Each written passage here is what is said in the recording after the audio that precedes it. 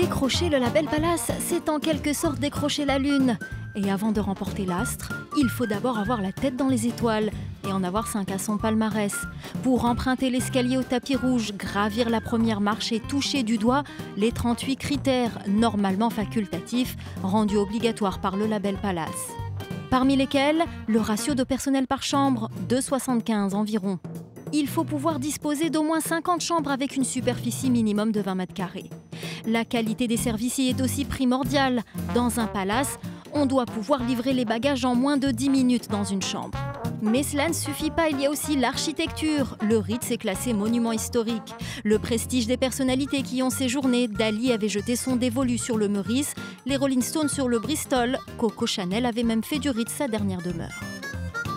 Et il y a aussi les petits plus. Le Bristol possède sa propre boulangerie et un jardin privé de 1200 mètres carrés en plein Paris. La capitale française, un lieu de prédilection pour les prétendants au précieux sésame. 8 des 16 palaces de France se trouvent à Paris. Le reste étant soit en bord de mer, soit en montagne. Et la cerise sur le gâteau pour être la crème des établissements, c'est un restaurant gastronomique et un chef étoilé. Le Georges V en a décroché une 3e cette année.